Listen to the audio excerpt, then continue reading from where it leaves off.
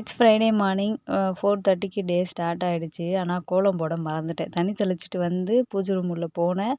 எல்லாத்தையும் எடுத்து வச்சுட்டு பூஜையெல்லாம் முடிச்சிட்டு சரி தெருவில் வந்து தீபார்த்தனை பண்ணிட்டு போகல பண்ணலான்னு வரும்போது தான் பார்த்தேன். கோலம் போடவே மறந்துட்டேன். 6 மணிக்கு தான் கோலம் எல்லாம் போட்டேன். சாமி கும்பிட்டுட்டு அதுக்கப்புறம் வீட்டிலேருந்து கிளம்புனது வந்து ஒரு 9 ஆகிடுச்சு.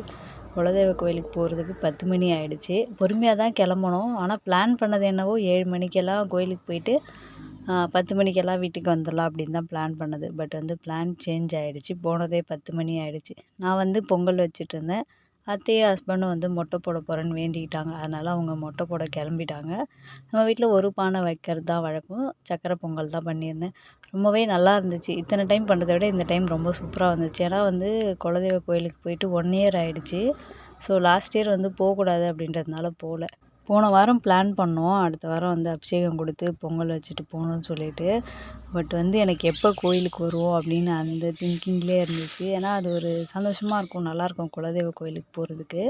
நம்ம வந்து அமாவாசை டைம் பௌர்ணமி டைம்லலாம் குலதெய்வ கோயிலுக்கு போனோம்னா நம்மளோட முன்னோர்கள் வந்து அங்கே வருவாங்கன்னு சொல்லுவாங்க. பட் நான் அதை இப்போ வரைக்கும் ட்ரை பண்ணதில்லை. ஸோ இந்த மந்த்லேருந்து ட்ரை பண்ணலான்னு நினைக்கிறேன்.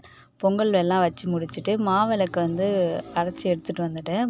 கொஞ்சம் முன்னாடியே வெல்லம் போட்டு மிக்ஸ் பண்ணி வச்சுட்டேன்னா நம்ம வந்து மாவிளக்கு செய்யும்போது ஈஸியாக இருக்கும். அப்படி இல்லைன்னா நம்ம கொஞ்சம் டைம் ஆகுதுன்னு சீக்கிரம் செஞ்சோன்னா வந்து தண்ணி லைட்டாக தெளித்து பண்ணும்போது மாவிளக்கு ஷேப்பாக வராது, தண்ணியாகிடும். அதனால் நான் ஒரு 10 மினிட்ஸ் முன்னாடியே வெல்லத்தை வந்து மாவில் மிக்ஸ் பண்ணி விட்டுட்டேன். பஞ்சாமிர்தமும் ரெடி பண்ணிவிட்டு எலுமிச்சம்பழம் மாலை வந்து 21 பழம் வச்சு கோயிலில் போய் தான் மாலை கட்டியிருந்தேன்.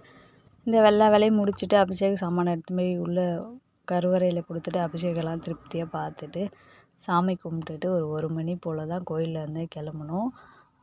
லஞ்சும் எடுத்துகிட்டு போயிட்டு ஒரு லெமன் ரைஸ் செஞ்சு எடுத்துகிட்டு போயிட்டு அங்கே இருக்கவங்க கொஞ்சம் கொடுத்துட்டு நாங்களும் சாப்பிட்டுட்டு இன்றைக்கி ரொம்ப ரிலாக்ஸாக சாமி கும்பிட்டு வந்தாச்சு.